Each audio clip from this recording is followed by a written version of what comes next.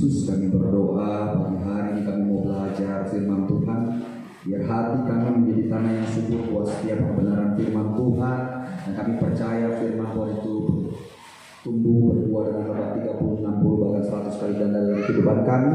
Dan diberkat bagi kehidupan kami dan kehidupan orang Tuhan.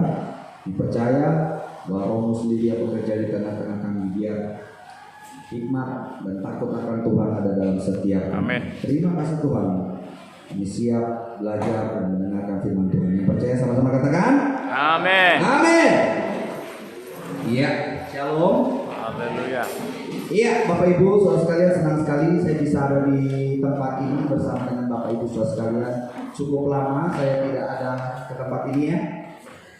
Senang sekali bisa bertemu dengan jemaat dan rekan-rekan pelayan di tempat ini. Ada sukacita yang meluap di hati saya ketika saya kembali ke tempat ini.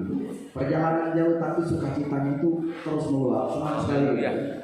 Bahkan saya tadi malam sempat singgah dulu di klinik demi mengupload video.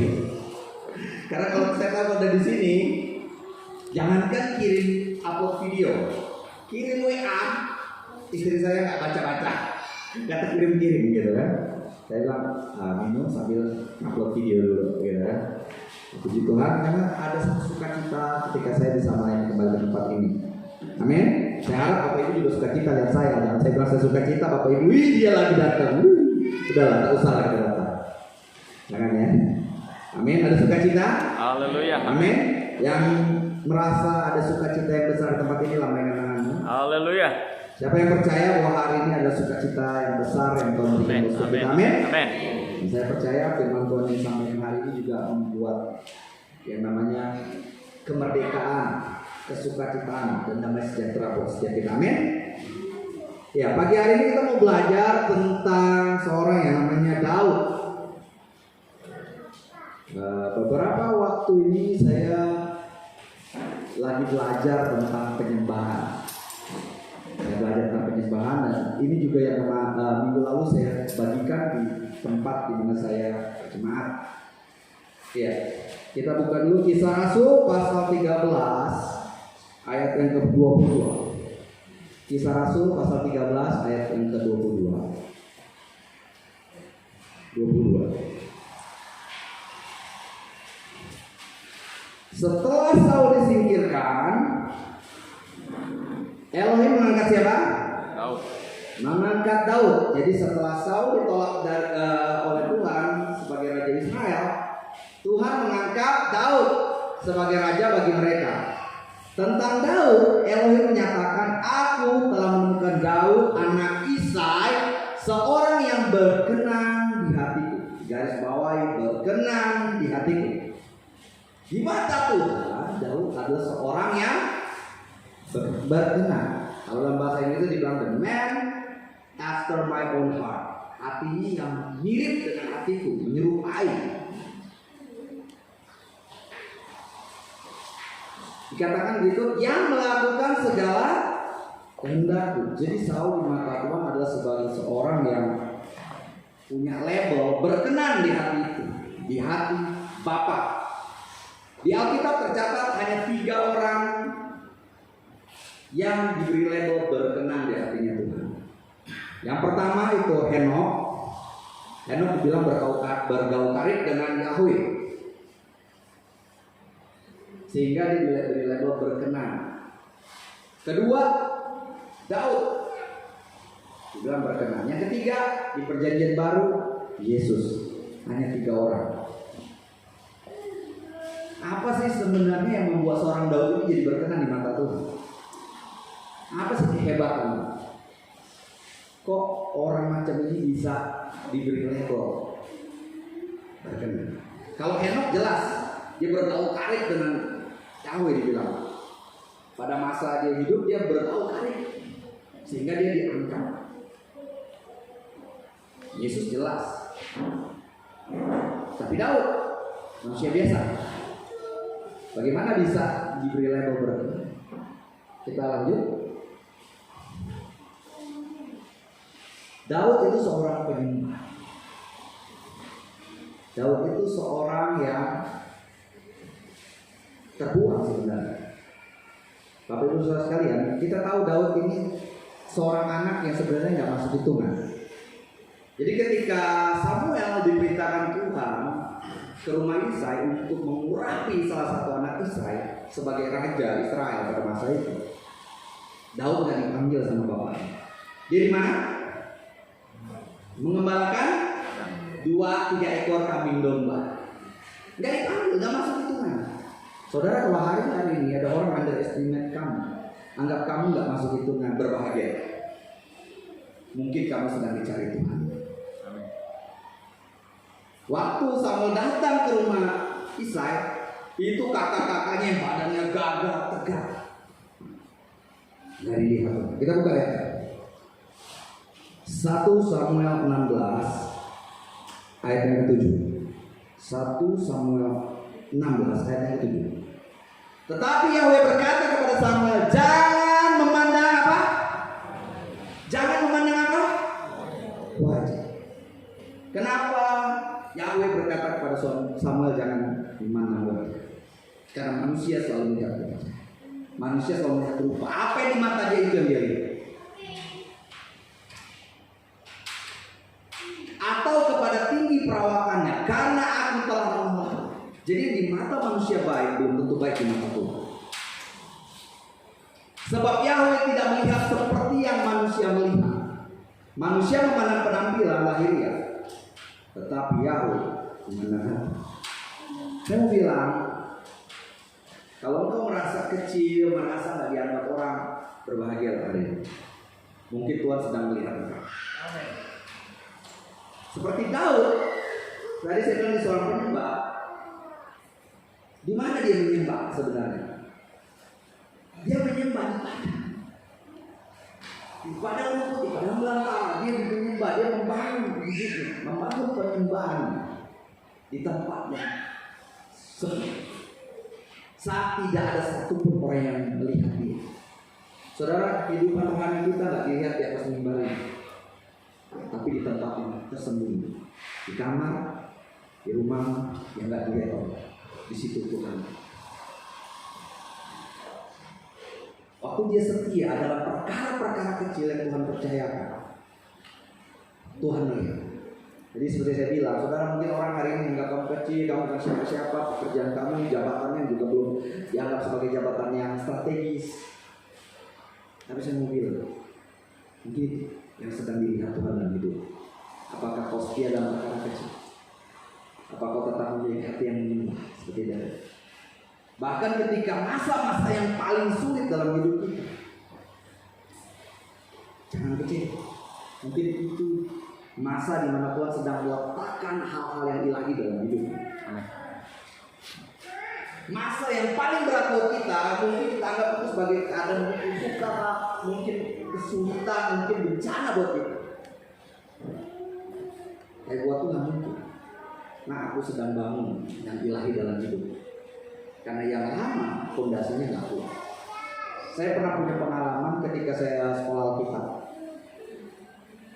Saya sebenarnya agak komplain sama Tuhan. Saya bilang, Tuhan, kenapa saya sekolah Alkitab dan saya harus mengalami masa terpuruk gitu kan? Nggak ada yang support, nggak punya duit. Namanya sekolah Alkitab kan kita jauh, pasti kan di asrama. Gak ada orang tua, gak ada punya penghasilan, bingung mau makan aja, mau jajannya, terus keadaan juga. Sampai hari ini saya nggak tahu siapa yang lunasin uang kuliah saya. Yang bayar uang sekolah saya nggak tahu. Pokoknya saya ingat saya cuma baru bayar separuh, saya nggak punya uang lagi untuk lunasin, saya nggak ada. Karena nggak ada yang support saya. Tapi hari ini saya tahu sudah ada yang bayar. Tapi saya nggak tahu siapa yang bayar. Sampai hari ini siapa yang bayar saya nggak tahu. Yang saya tahu Tuhan yang gerakin hati orang. Amin. Tapi di situ saya belajar. Waktu saya komplain sama Tuhan di masa-masa yang sulit itu, saya bilang, Tuhan, kenapa sih saya mengalami titik terendah lagi waktu itu? Saya cuma diberikan suatu pengertian begini. Masa yang terendah dalam hidup kita itu masa fondasi, di mana Tuhan letakkan fondasi-fondasi yang teguh, supaya waktu Tuhan angkat kita, Bangunan yang dibangun Tuhan dalam hidup kita itu tidak mudah. Orang yang bangun pasti ngerti fondasi itu penting banget.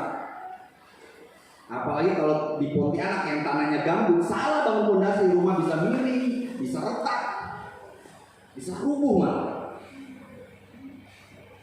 Makanya saya bilang jangan merasa kecewa, merasa sedih kalau kau sedang masa-masa paling berat.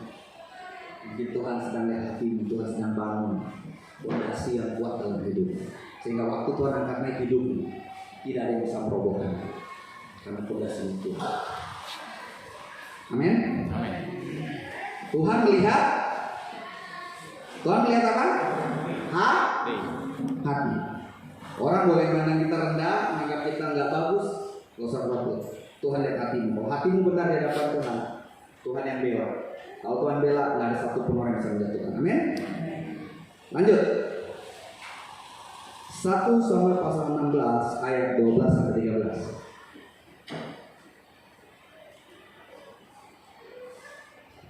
Kemudian Isai mengutus orang membawa Daud masuk. Ia tampak kemerah-merahan dengan mata yang indah dan wajah yang tampan. Stop dulu sampai sini. Jadi Daud waktu dipanggil, ini belum kelihatan cowoknya, masih unyu-unyu, kenyes-kenyes gitu. Kemudian kalau sekarang anak zaman now, kayak personilnya BTS.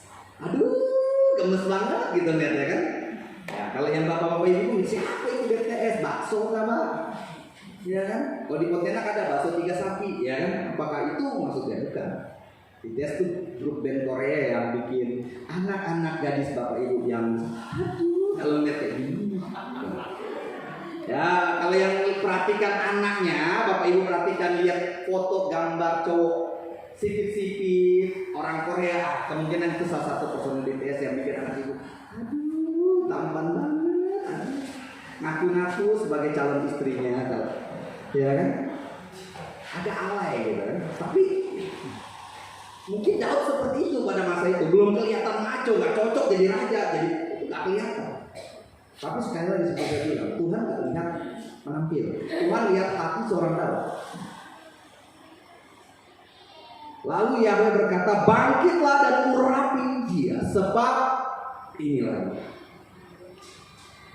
Sekali lagi Tuhan nggak lihat penampilan kita, Tuhan nggak lihat apa yang kita tampilkan di luar, Tuhan lihat hati.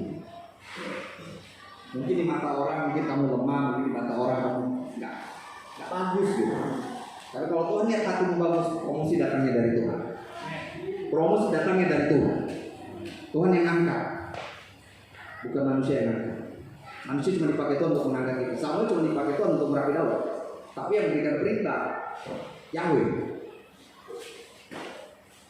Lakukan perkara-perkara kecil dengan setia. Tuhan yang angkat itu. Promosi datangnya dari Tuhan. Lanjut. 1 Samuel 17 ayat 33 sampai 37. Waduh, banyak baca ayat Pak. Ya, kita lagi belajar. Kenapa kita perlu belajar? Supaya kita ngerti bagaimana seorang ini bisa punya kapasitas, punya label berkenan. Padahal dia seorang sebenarnya yang terbuang.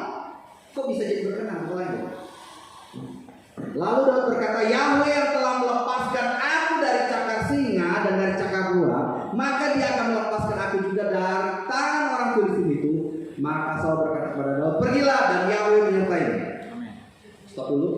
Jadi Goliat datang, orang Filistin datang, ngajak bertarung. Udah nggak usah bertarung perang banyak-banyak, panggil pahlawan dari Israel lawan Goliat. 1 lawan 1. Kalau kami kalah, kami menyerah. Kalau Goliat menang, kalian yang harus menyerah. Tidak ada satupun orang Israel yang berani melawan, karena Goliat itu raksasa. Saudara, saya mau bilang, seringkali kita dihadapi dengan masalah raksasa yang besar dan kita jadi takut, nggak berani. Lanjut. Ayat 38. Kemudian Saul memakaikan pakaian perangnya kepada Daud, meletakkan topi tembaga di kepalanya dan mengenakan baju zirah padanya. Lanjut. Daud mengikat pedangnya pada pakaian perangnya dan mulai berjalan, sebab ia belum pernah mencobanya. Jadi dia belum pernah pakai baju perang. Unyu-unyu, kenyes-kenyes pakai baju perang, kegedean, aduh, nggak bisa. Akhirnya dia bilang kepada Saul, aku tidak dapat berjalan dengan semua ini karena aku aku belum pernah mencobanya. Maka Daud menanggalkan semua itu daripadanya. Saudara semua bilang, kemenangan kita tidak ditentukan dengan apa yang kita punya. Bukan baju perang, bukan pedang, bukan perisai. Yang menentukan kemenangan kita Tuhan. Lanjut berikut. Lalu ia membuat tongkatnya di tangannya dan memilih baginya 5 batu yang licin dari aliran sungai, menaruhnya di dalam kantung gembala yang ia miliki, di dalam suatu wadah yang ia bawa beserta pengemban yang ada di tangannya. Kemudian ia maju mendekati orang Filistin itu. Lanjut. Orang Filistin itu datang dan mendekat kepada Daud, dan seorang membawa perisai berjalan depannya. Lanjut. Lalu orang Filistin itu memandang dan melihat Daud, dan dia menghinanya karena Daud masih muda, kemerah-merahan. Underestimate. Seringkali kita juga kan diperhadapkan masalah, dihadapkan dengan orang yang merendahkan kita, karena dilihat kita nggak punya kapasitas, nggak punya kemampuan. Ini masih anak kecil kok mau lawan gitu kan, diolok. Lanjut. Orang Filistin berkata kepada Daud, apakah aku ini anjing sehingga engkau mendatangi aku dengan tongkat? Dia kan merasa diolok-olok. Tentara raksasa, badannya besar, datang mau kayu. Emang anjing mau dipukul gitu kan? Jadi merasa ini. Lalu dia mengutuki Daud demi ilah-ilahnya. Wah, dia benar-benar dihujat habis. Lanjut. Dan orang Filistin itu berkata kepada Daud, datanglah kepadaku, aku akan memberikan dagingmu kepada burung-burung di udara serta binatang-binatang buas di padang. Lanjut. Lalu Daud berkata kepada orang Filistin itu, engkau mendatangi aku dengan pedang, tombak, dan dengan lembu. Namun aku datang kepadamu dalam nama Yahweh Sebaot, Yahweh semesta alam, Elohim barisan yang telah engkau undang. Saudara, kenapa Daud bisa berkata seperti itu? Seorang yang muda, seorang yang masih unyu-unyu, bisa berkata dengan berani, kamu datang dengan pedang, dengan tombak, dengan lembu. Aku datang dengan manggil, dengan mantu. Daud tahu semenjak dia diurapi Tuhan, dia disertai itu. Saudara, kita perlu menyadari penyertaan Tuhan dalam hidup. Kalau kau nggak menyadari kehadiran Tuhan dalam hidupmu, kau akan takut ketika menghadapi masalah. Kau gentar seperti orang Israel. Kalau kau tahu seperti Daud, Tuhan yang kau sembah itu menyertai kau kemanapun kau melangkah. Kau tidak akan takut terhadap Goliat-Goliat yang ada di depan mata. Karena Tuhan yang ada dalam hidupmu lebih besar dari masalah. Dan dia bilang, lalu berkata lanjut, hari ini Yahweh akan menyerahkan engkau ke dalam tanganku, dan aku akan mengalahkanmu serta memenggal kepalamu, lalu memberikan bangkai pasukan Filistin kepada burung-burung di udara dan kepada binatang-binatang buas di bumi hari ini. Maka seluruh dunia akan mengetahui bahwa ada Elohim di sini. Kita punya Tuhan yang besar, amin. Aku punya Tuhan yang besar. Ya, kalau kita tahu punya Tuhan yang besar, jangan lihat masalah yang besar, lihat Tuhan yang besar yang ada dalam kita. Makanya seperti Daud kecil bisa ngomong kepada masalah yang besar itu, Tuhan yang akan menyerahkan.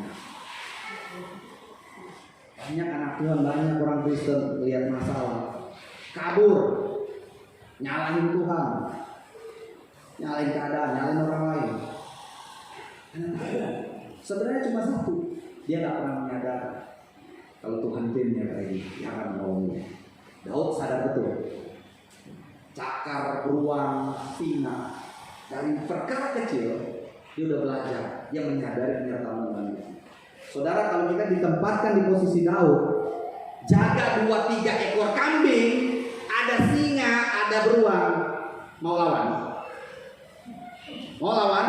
Coba gara-gara 2 ekor kambing, domba, berani lawan singa? Gak usah singa deh, babi hutan aja kita kabur. Kalau itu gede, ya kan? Gimana mau lawan lagi singa yang cakarnya tajam, beruang? Setia dalam perkara kecil. Lihat. Waktu lawan raksasa ini, dia tahu Tuhan yang sama yang nyertai dia. Dia akan melepaskan. Saudara, kita harus menyadari Tuhan itu beserta kita. Karena janjinya, kabar baik yang selalu bilang, Dia Immanuel, Dia Tuhan yang Amin, menyertai amin. kita. Dia berjanji, Dia menyertai kita. Kalau kita takut kita yang salah, kita gak sadar Dia ada bersama dengan kita. Bukan salah Tuhan. Kita gak sadar Dia bela kita. Kita yang merasa rendah, merasa gak punya kemampuan untuk melakukan semua. Tuhan kan bilang gak akan memberikan cobaan lebih dari kesanggupan. Dia Tuhan yang menyertai, Dia Bapa yang baik. Mungkin tinggal kita lanjut. Tapi yang menarik ini, saudara, dengan semua kapasitas Daud, raja atas Israel, penyembah yang luar biasa, orang yang berkenan di hatinya Tuhan, apakah dia pernah gagal?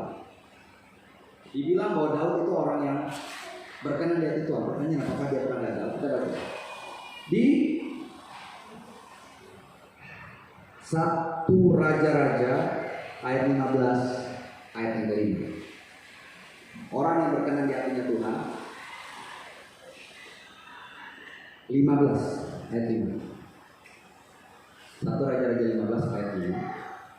Sebab Daud telah melakukan apa yang benar di mata Yahweh. Garis bawahi, melakukan yang benar. Susah cari orang yang bisa melakukan yang benar di mata Tuhan. Kita banyak gagal kan, melakukan yang benar aja, susah sekali.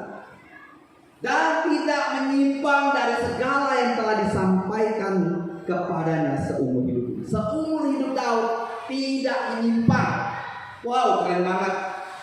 Wajar dapat label berkenan, tidak menyimpang, tepat sasaran. Apa yang Yahweh perintahkan dia kerjakan.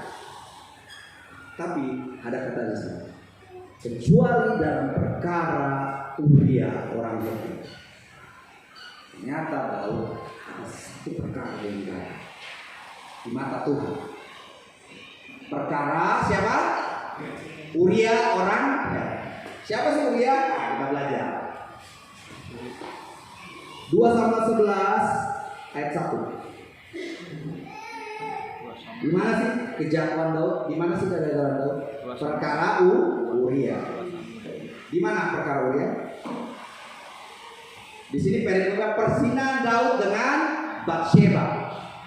Pada pergantian tahun ketika para raja pergi apa? Berperang. Garis bawahi, raja pergi berperang. Daud mengutus Yoab. Yoab itu siapa? Yoab itu panglimanya Daud. Bersama hamba-hambanya dan seluruh tentara Israel, mereka menghancurkan Bani Amon dan mengepung kota Raba. Namun Daud tetap tinggal di mana Daud? Kejatuhan Daud dimulai ketika dia tidak bertanggung jawab dalam tugasnya. Pada pergantian tahun ketika para raja pergi berperang. Di sini dikatakan harusnya raja yang pergi berperang, bukan panglima. Panglima hanya menyertai raja. Tapi Daud serasa udah santai dulu, healing bahasa sekarangnya itu kan. Healing dulu bosku, masa kerja terus, perang terus, healing, kita healing, ya enggak? Saudara, nggak ada masalah dengan healing, nggak masalah kita liburan.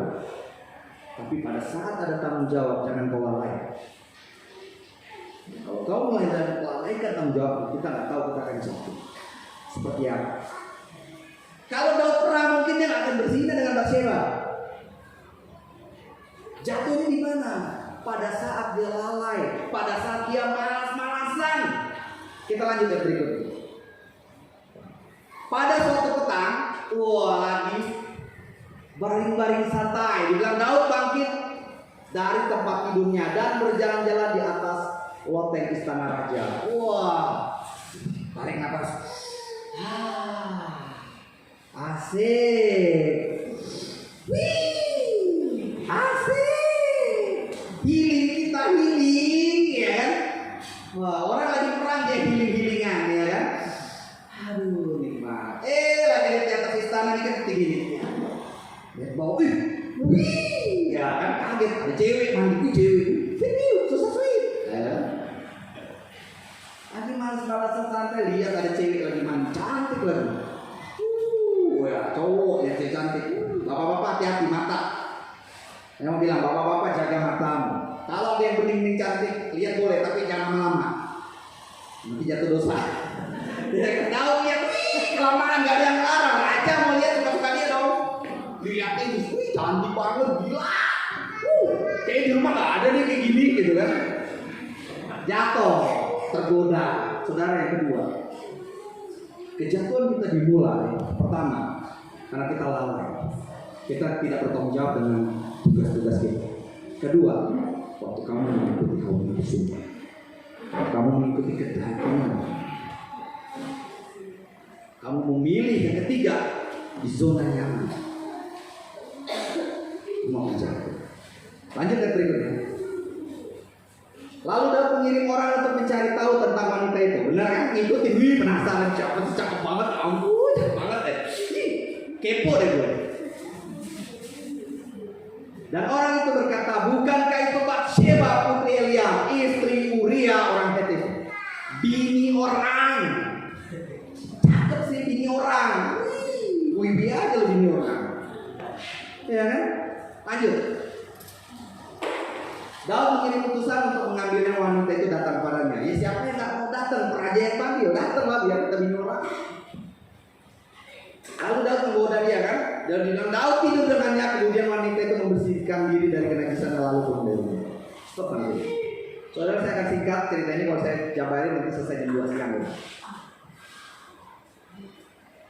Daud ikutin hawa nafsu, dipanggil Batsheba, ditidurin. Brengsek banget bini orang.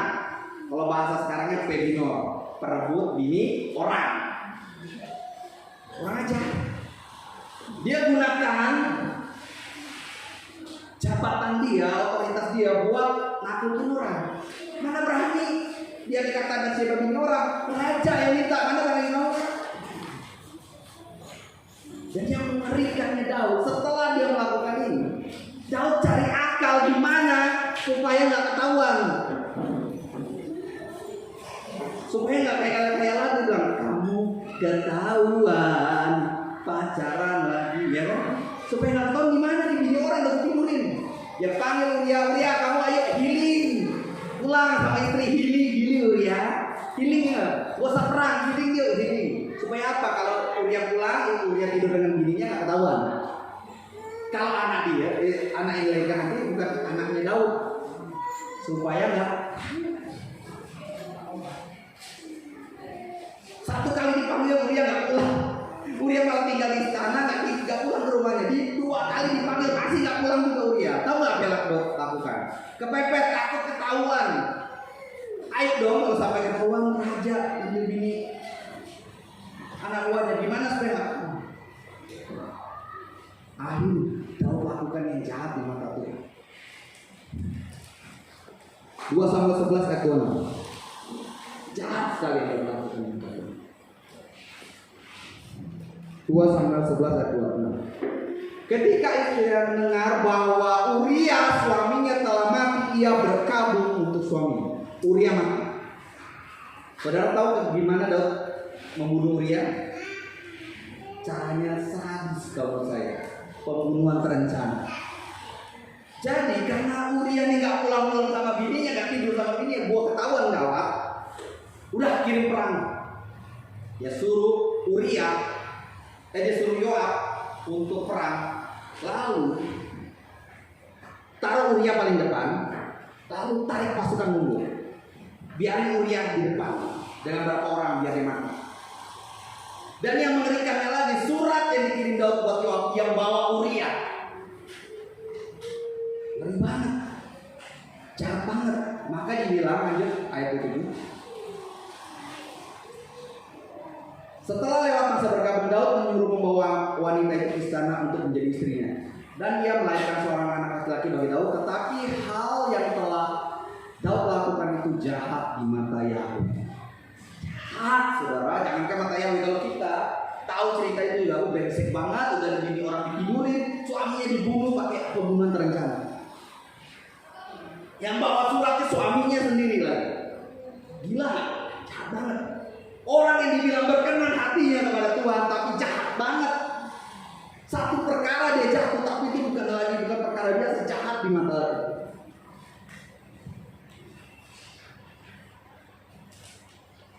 Kita bisa orang yang jahat di mata Tuhan. Tuhan lihat hati kita. Orang mungkin nggak tahu yang kita lakukan. Lakukan ini nggak ada yang tahu, cuma dia mungkin yang tahu. Waktu suruh bunuh Uria. Lalu udah pura-pura, dibawa istrinya jadi istrinya. Raja hebat ya. Istri dari anak buahnya yang telantar, janda, nggak ada yang ngurusin. Karena suaminya meninggal di medan perang, pahlawan perang, ditampung aja jadi istrinya. Karena dia naksir. Brengsek banget. Orang yang dibilang berkenan ternyata brengsek. Tapi kenapa dia masih bisa sampai di perjanjian baru dibilang dia berkenan ya? Diulang. Sebelumnya perjanjian lama udah ada dibilang bahwa orang yang berkenan. Tetapi di perjanjian baru diulang. Kenapa orang yang brengsek ini bisa berkenan? Kita akan belajar. Kita nggak hanya belajar tentang prestasinya Daud. Dari kegagalan Daud kita belajar. Tadi dibilang dalam perkara Uria orang Heti. Saudara tahu arti nama Uria? Kalau yang belajar teologi pasti akan belajar tentang bahasa Ibrani. Arti nama Uria, the flame of Jehovah, the flame of Yahweh. Api dari Yahweh. Daud menjunjung api Yahweh dalam perkara Uria orang Heti. Saudara, seringkali kita tidak sadar kita mematikan, kita membunuh itu dalam hidup kita. Dimulai dari lalai dari tanggung jawab. Kamu memilih zona nyaman, kamu ikutin kedaginganmu, kau sedang membunuh Uria dalam hidup. Waktu api itu ada dalam hidup seseorang, itu membunuh. Saudara, di kitab Imamat berkata bahwa api di mezbah itu jangan pernah padam. Tuhan perintahkan api di mezbah korban itu ditabut di kemah perjanjian itu, di kemah suci kan ada namanya mezbah bakar. Itu harus selalu menyala. Saudara tahu caranya supaya terus menyala, supaya api itu nggak padam? Caranya gimana? Harus ada yang dibakar. Kalau saya praktekin di sini ngeri juga. Bakar, nanti bisa nyamper sana sini. Saya cuma kasih ilustrasi. Saudara, hidup kita ini harus diletakkan di atas mezbah batu. Daging ini harus taruh di mezbah batu. Waktu Daud ikuti kedagingannya dia jatuh. Saudara, yang dibakar di atas mezbah daging. Hidup kita diletakkan di atas mezbah itu akan jadi korban yang harum. Tapi kalau kita ikutin kedagingan, habis lagi itu. Api itu padam. Uria, the flame of Jehovah, the flame of Yahweh, mati. Apa yang terjadi ketika itu?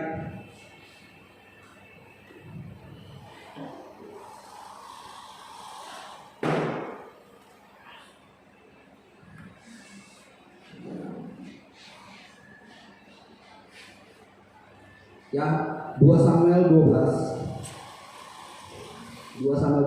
ayat 1. Perumpamaan Natan dan pertobatan Daud. Dan Yahweh mengutus Natan ini seorang nabi, kepada Daud. Lalu ia datang berkata kepadanya, ada 2 orang pria di suatu kota, yang satu kaya, yang lainnya miskin. Lanjut. Orang kaya itu memiliki sangat banyak ternak. Lanjut. Namun orang yang miskin tidak memiliki apapun kecuali seekor anak domba betina kecil yang telah dibeli dan dipeliharanya. Domba itu tumbuh bersamanya dan anak-anaknya. Anak domba itu makan makanannya sendiri, minum dari cawannya sendiri, dan tidur di pangkuannya seperti seorang anak perempuan baginya. Kemudian datanglah seorang pengembara kepada orang kaya itu. Namun orang kaya itu merasa sayang mengambil ternaknya sendiri untuk disajikan kepada pengembara yang datang padanya. Malahan dia mengambil anak domba betina orang miskin itu dan menyajikannya untuk orang yang datang kepadanya. Lanjut. Maka meluaplah amarah Daud terhadap orang kaya itu, berkata kepada Nathan, demi Yahweh yang hidup, orang yang melakukan itu pantas mati. Lanjut. Ia harus membayar 4 kali lipat ganti anak domba betina itu, karena ia telah melakukan semua itu tanpa memiliki belas kasihan. Lanjut. Lalu Nathan berkata kepada Daud, engkaulah orangnya. Beginilah Yahweh Israel berfirman, aku telah mengurapi menjadi raja atas Israel. Aku telah melepaskanmu dari tangan Saul. Lanjut. Aku telah memberikan rumah tuanmu kepadamu serta istri-istri tuanmu kepelukanmu. Aku juga telah memberikan kepadamu kaum Israel dan Yehuda. Bahkan jika semua itu belum cukup bagimu, aku telah menambahkan kepadamu lebih daripada itu. Lanjut. Namun mengapa engkau merendahkan firman Yahweh dengan melakukan kejahatan di matanya? Engkau telah membunuh Uria orang Het itu dengan pedang, dan engkau mengambil istrinya menjadi istrimu. Engkau telah membunuhnya dengan pedang Bani. Ditegur. Saudara, apa yang saya mau sampaikan? Ada banyak anak Tuhan, ada banyak orang Kristen, banyak hamba Tuhan yang bisa tegur.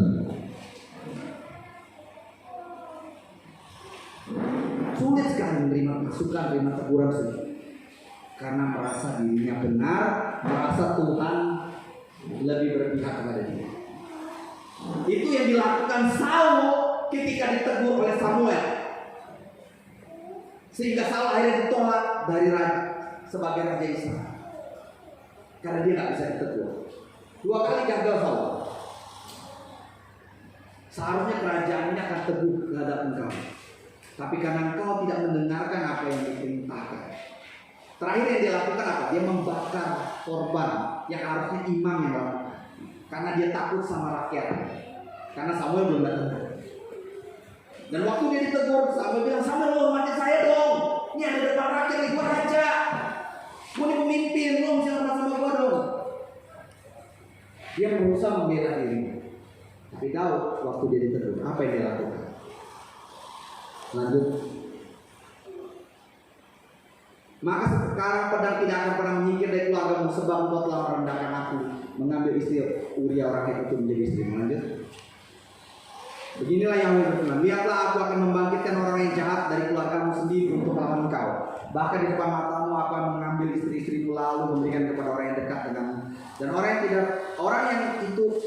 akan tidur dengan istri-istrimu secara terang-terangan. Lanjut.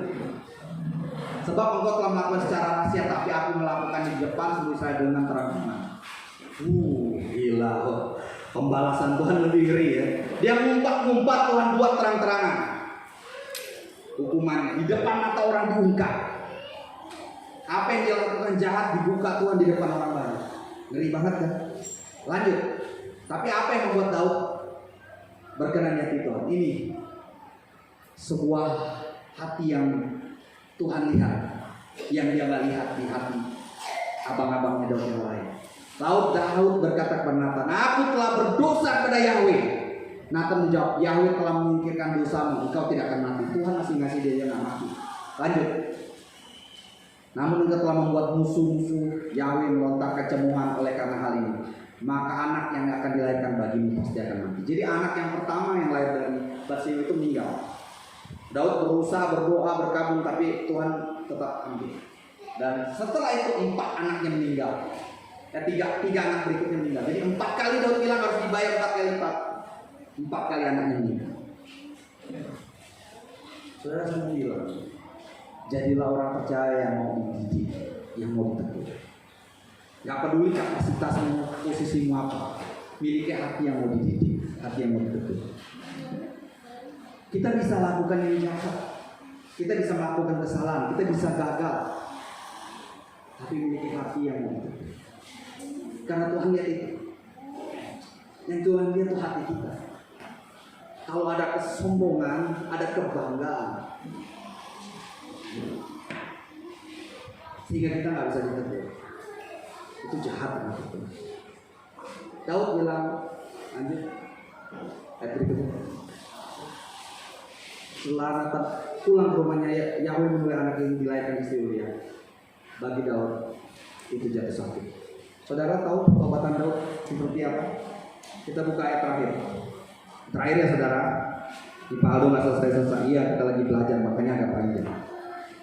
Mazmur 51. Ini yang terakhir, saya janji terakhir, ada tambahan yang tadi. Please jangan marah sama saya. Kita lagi belajar, amin. Sampai sejauh ini siapa yang merasa diberkati dengan firman Tuhan? Amin. Kita lihat doa untuk pemulihan. Mazmur 51 ayat 1. Untuk kepala musisi, Mazmur Daud. Lanjut. Ketika Natan datang kepadanya setelah ia menghampiri Batseba, Daud berkata, berilah belas kasihan kepadaku ya Elohim, menurut kebaikan, menurut kelimpahan rahmat-Mu, hapuskanlah pelanggaran. Lanjut. Bersihkanlah aku dari segala kesalahan dan sucikanlah aku dari dosaku. Lanjut. Sebab aku mengetahui pelanggaran-pelanggaranku dan dosaku senantiasa ada di hadapan-Mu. Lanjut. Aku telah berdosa terhadap-Mu, hanya terhadap-Mu, dan melakukan yang jahat di depan mata-Mu, supaya nyata bahwa Engkau benar ketika Engkau berbicara dan bersih ketika Engkau menghakimi. Lanjut. Lihatlah, dan dalam kesalahan aku dilahirkan, dan di dalam dosa ibuku mengandung. Lihatlah, Engkau menyukai kebenaran di dalam batin. Tuhan menyukai kebenaran di dalam batin. Di dalam bagian yang tersembunyi Engkau menyatakan hikmat. Tuhan lihat hatimu, Tuhan lihat batinmu. Daud ketika dia melihat Saul, pemimpinnya, melakukan yang jahat buat dia, Daud punya kesempatan beberapa kali membunuh Saul. Betul? Tapi Daud nggak pernah membunuh Saul. Kenapa? Karena dia menghormati otoritas yang di atas, yang Tuhan berikan. Pemimpinnya bisa gagal, bisa jatuh, tapi Daud nggak pernah melakukan yang jahat terhadap otoritas di atas. Saudara, penting sekali kita mengetahui Tuhan lihat hatimu. Karena kesalahan orang lain jangan sampai hatimu rusak. Karena yang dilihat Tuhan itu hati. Orang lain jahat sama kamu, jangan sampai hatimu jadi jahat. Karena dari hati itu terpancarlah kehidupan, firman Tuhan bilang. Orang semua bisa salah. Kita juga bisa salah. Jangan karena orang lain salah kita ikut jadi jahat. Kita bisa doakan, kita bisa tegur. Kalau seandainya kita nggak bisa ngomong, kita bisa doakan orang itu supaya dia bertobat.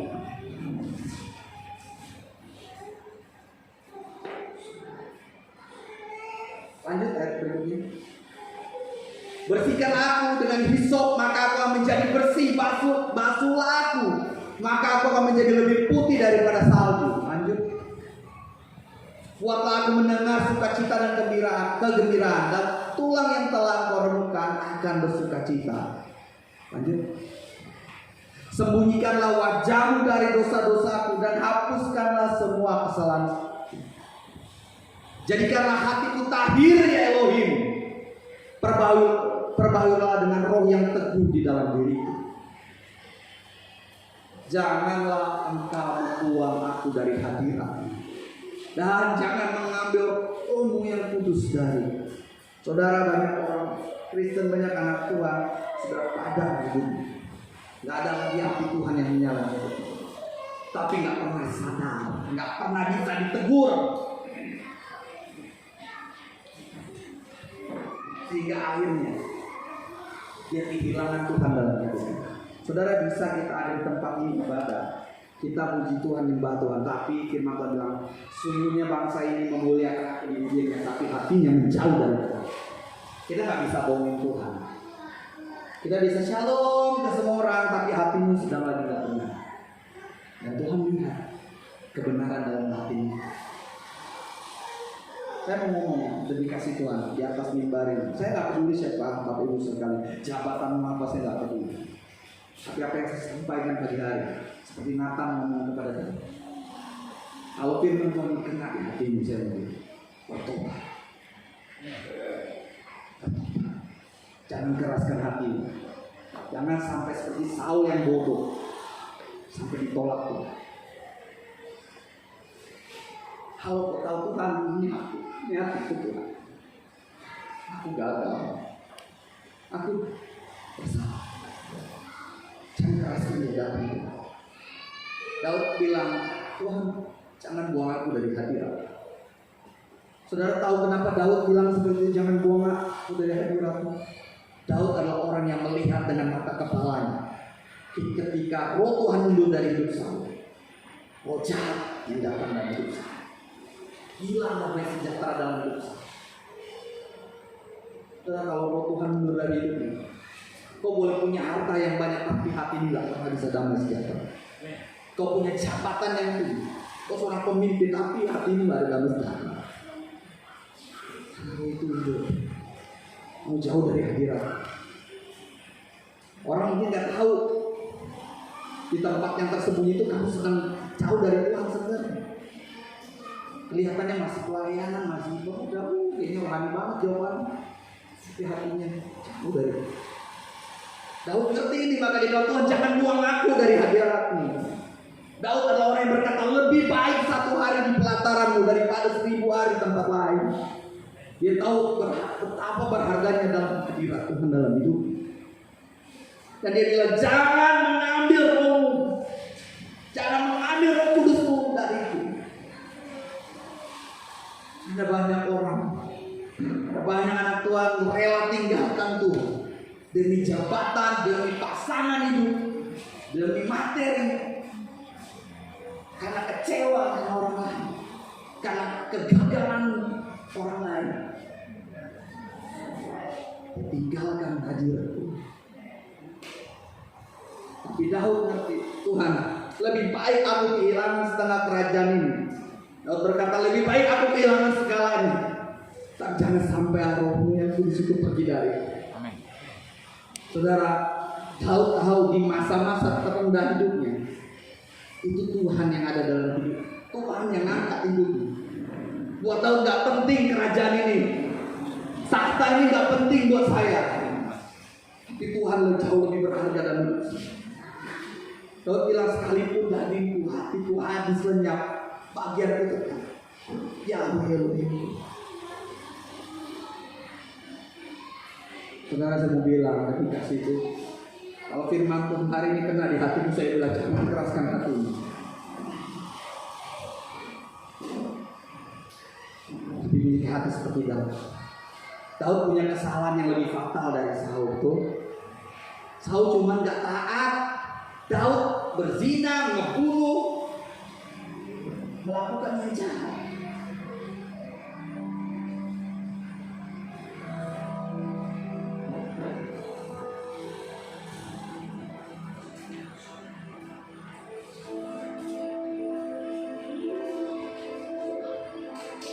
Saudara, saya mau bilang,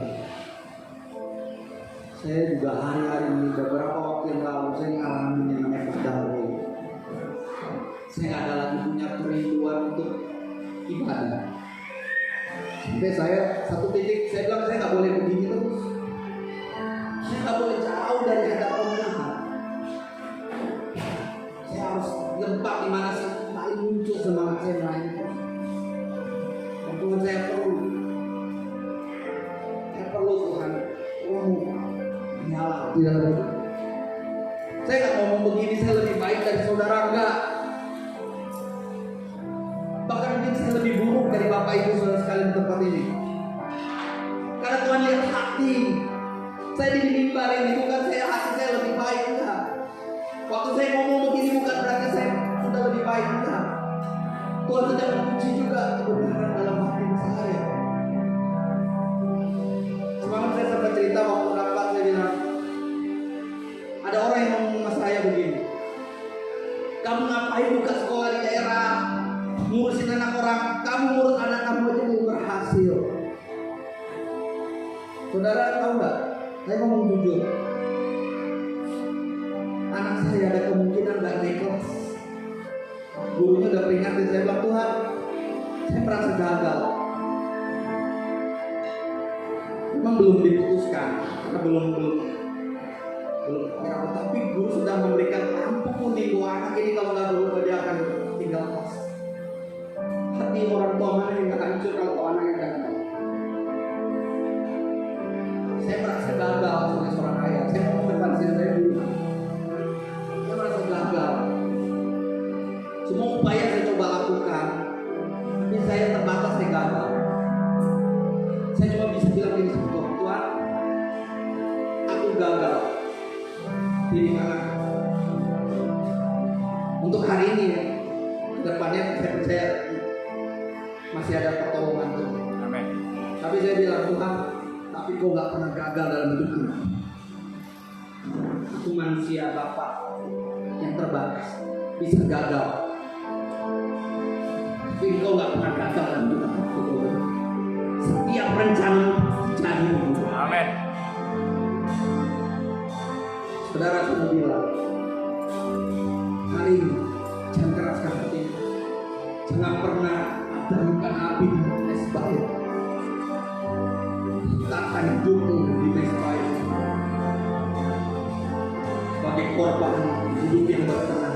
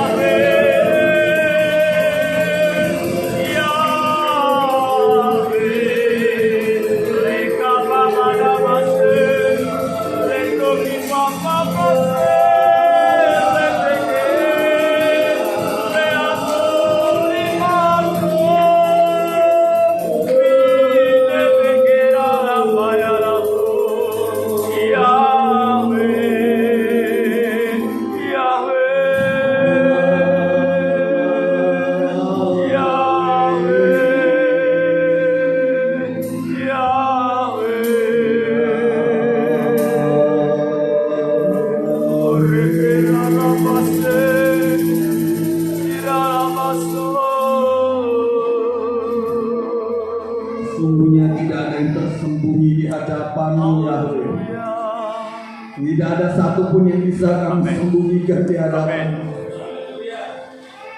Daud berkata, selidiki hatiku, ya Elohim. Selidiki hatiku ya Tuhan. Tuhan, biar kau menyelidiki hati setiap kami pagi hari. Tidak Amin. satu orang pun kau lewatkan. Engkau yang membuka, Engkau yang masuk sampai ke dalam hati setiap kami Tuhan. Engkau menyukai kebenaran dalam batin kami. Hamba-Mu berdoa pagi hari ini Tuhan, biar Engkau dapati hati yang tulus. Kalau ada yang gak berkenan, biar hari ini pagi hari ini kami bereskan di hadapan-Mu Tuhan. Jangan sampai Tuhan terus melihat yang jahat di hati kami. Kami bisa salah, pemimpin kami bisa salah, atasan kami, keluarga kami, suami kami, istri kami, anak kami, orang tua kami bisa salah. Tapi jangan biarkan hati kami menjadi salah, dan jangan biarkan roh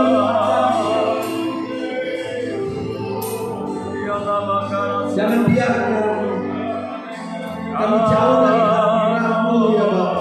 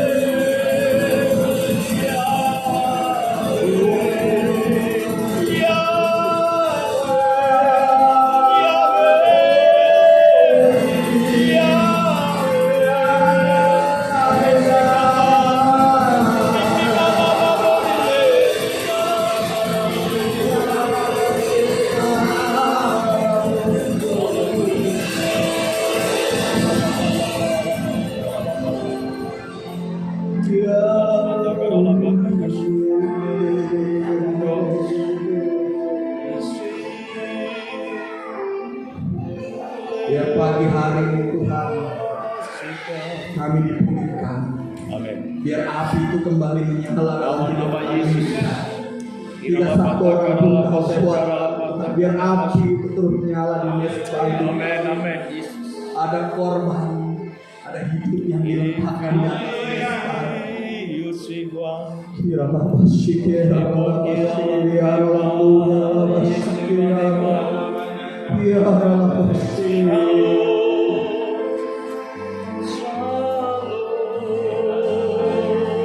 Pagi hari ini Tuhan, kami mau bertobat hadapan-Mu.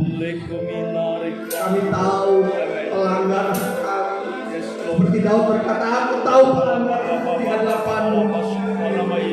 Tidak ada yang tersembunyi di hadapan-Mu, Bapa.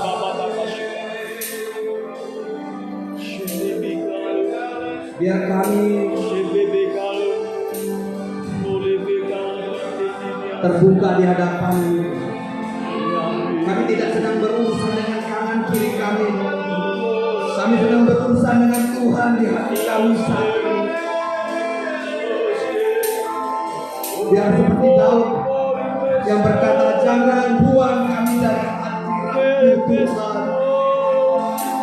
Biar kami terus hidup dalam hadirat-Mu. Kami hidup dalam penyembahan.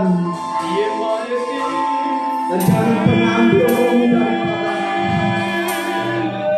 Karena bagian kami adalah Elohim.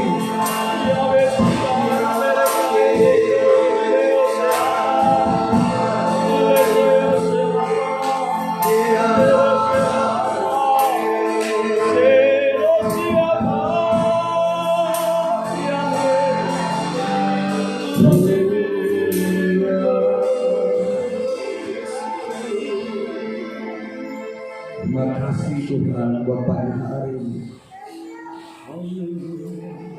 Kau melihat hati kami Tuhan. Amin. Pribadi lepas pribadi pagi hari. Siapapun kami, tidak ada yang tersembunyi di hadapan-Mu ya Bapa. Kami mau jadi orang-orang yang mau ditegur. Kami mau bertobat ketika kami salah. Amin. Amin. Karena bukan tentang jabatan kami, bukan tentang siapa kami. Karena kami tahu waktu kami mau berubah, kami mau tegur. Karena Tuhan mau lihat hati kami. Amin. Tuhan mau lihat kebenaran di dalam batin kami. Biar Tuhan mendapati hati yang berkenan di hadapan-Mu. Terima kasih Bapa buat pagi hari ini. Hamba-Mu selesai Tuhan, tapi firman Tuhan terus bekerja di dalam hidup saya. Amin. Kami percaya apapun yang kami lalui hari-hari ini, Tuhan terus bekerja mendatangkan kami. Amin. Amin. Dalam nama Yesus. Tapi biar hati yang tulus didapati Tuhan, hati yang mau melakukan kehendak Bapa. Yes. Terima kasih Bapa, di dalam nama Yesus kami berdoa, kami percaya firman itu menjadi bagian dalam hidup kami. Amin. Yesus. Haleluya. Amin. Tetap bangkit berdiri saudara. Kita nikmati kebenaran firman Tuhan siang hari ini. Kalau kita dipulihkan oleh Tuhan, berarti kita memiliki suatu kesadaran untuk kita bangkit karena Yesus ada dalam hidup kita. Saatnya kita akan mengambil bagian dalam tubuh dan darah Kristus. Sudah berapa ribu tahun Yesus menyatakan kasih-Nya pada diri kita, dan kasih-Nya tidak pernah berubah atas hidup kita. Setiap pribadi atau pribadi kita persiapkan hati kita untuk menerima kemuliaan Tuhan, menerima hujan keselamatan dari Tuhan. Shikaralah bataka shikaralah. Jadikan kami satu dalam hadirat Tuhan. Terima kasih Yesus. Persiapan hidup kita tersendiri. Terus kita sama-sama menikmati tubuh dan darah Yesus. Dalam firman Tuhan pada siang hari ini sebagai senjata untuk pemenang dalam hidup kita. Kemenangan terjadi ketika ada kepada dalam setiap hidup kita. Kalau kita sudah ditebus oleh Kristus. Amin.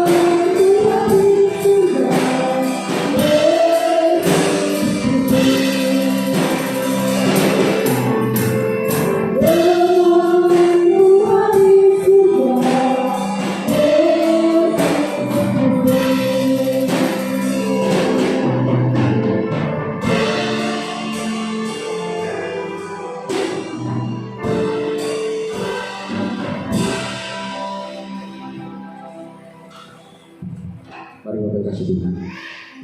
Kita angkat roti di tangan kita, tinggi-tinggi saudara kita. Tidak ada urian kata yang panjang, tetapi satu ungkapan hati bahwa kita mencintai Yesus, kita menyayangi Yesus, dan kita setia kepada Yesus. Apapun keadaan saudara, saya dan saudara ditebus oleh Yesus. Kita berharap kepada Tuhan untuk diselamatkan oleh Tuhan. Aku sangat berharga. Jangan sia-siakan penghargaan yang diberikan oleh Tuhan atas hidup kita. Walaupun orang memandang kita rendah, tetapi Yahweh Yesus tidak memandang aku rendah. Aku berharga di mata Yesus. Bapa, siang hari ini, oleh karena kesatuan dari hidup kami kepada Engkau, karena Engkau dengan Bapa satu dan Engkau menjadikan kami satu, dan hari ini kami percaya, walaupun kami berbeda secara lahiriah, tapi kami disatukan dalam Tuhan. Malam sebelum Yesus diserahkan, Yesus mengambil roti, memecah-mecahkannya dan mengucapkan syukur atasnya. Dan siang hari ini kita mengangkat roti Dan Yesus berkata, ambil, makanlah. Artinya siang hari ini kita mengambil bagian dalam keluarga tubuh Kristus. Apapun yang sedang berkecamuk dalam hati pikiranmu, Yesus adalah kepala keluarga kita. Yesus yang menuntun hidupmu. Ketika engkau sadar bahwa Yesus adalah kepala dalam hidupmu, maka damai sejahtera akan dicurahkan atas hidup kita. Di dalam nama Tuhan Yesus Kristus, kami percaya Tuhan bahwa roti yang kami angkat tinggi-tinggi ini adalah persekutuan dalam tubuh Kristus. Terima kasih Bapa, di dalam nama Tuhan Yesus Kristus kami makan tubuh. Mari kita makan bersama-sama.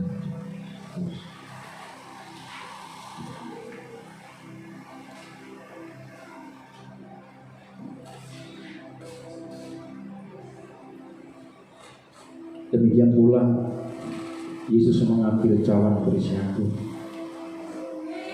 mengucapkan syukur atas anggur itu, mengucapkan berkat atas anggur itu. Hari ini kita mengangkat tinggi-tinggi tanggal lambang darah Yesus. Sehebat sekuat apapun manusia, tanpa setetes aliran darah dalam tubuh, maka manusia itu hakikatnya adalah mati.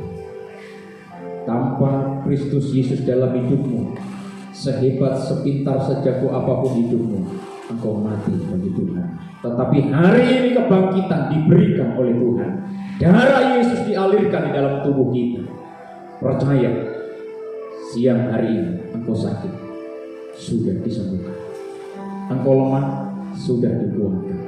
Engkau berputus asa, engkau diberi pengharapan, dan masa depanmu sungguh indah dan nyata. Bukankah saudaraku, cawan yang kita angkat ini adalah persekutuan dalam darah Kristus?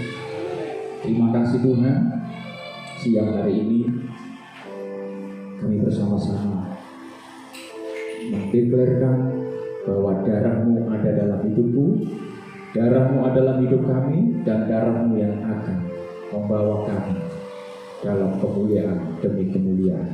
Di dalam nama Tuhan Yesus Kristus kami minum darah Yesus. Mari kita minum sama-sama.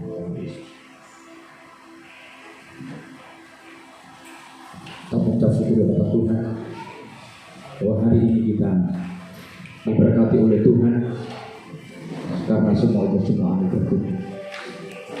Haleluya, haleluya. Terima kasih Bapak Yahweh, anugerahmu besar, cintamu besar atas hidup kami. Kalau hari ini kau sudah singkapkan suatu kebenaran yang luar biasa untuk kami bawa, melanjutkan perjalanan di dalam hidup, bahwa kami sungguh sadar bahwa kami perlu Tuhan. Dan hari ini kami terima kabar baik bahwa Yesus bersama dengan kami. Kabar baik yang kami terima hari ini, Yesus mengampuni kami. Kabar baik yang kami terima hari ini, Yesus mengakui kami adalah anak-anak Yahweh. Dan terima kasih Bapa. Bersyukur buat firman-Mu. Berkati hamba-Mu sudah menyampaikan isi hati Bapa Yahweh pada siang hari. Berkati pelayanan hamba-Mu, bahkan pekerjaan, usaha yang sudah digeluti oleh hamba-Mu, dan bahkan kerinduan demi kerinduan, planning demi planning yang sudah diplanningkan oleh hamba-Mu. Kami percaya di dalam nama Yesus Kristus terjadi, karena kami tahu dan kami minta di dalam nama Tuhan. Berkati keluarga, ibu dan juga adik kami, biarlah dalam masa pertumbuhan, masa pendidikan, Tuhan berkati. Bagi manusia tidak mungkin, tetapi kami percaya bagi Yesus sangat amat mungkin. Dalam nama Yesus kami bersyukur. Haleluya, haleluya. Percaya katakan amin, amin. Dan kembali terima kasih Tuhan. Haleluya. Kita akan berikan persembahan ekstra kolekta untuk pembelian dinamo genset. Haleluya. Kurang sedikit saudara ya. Setia. Haleluya.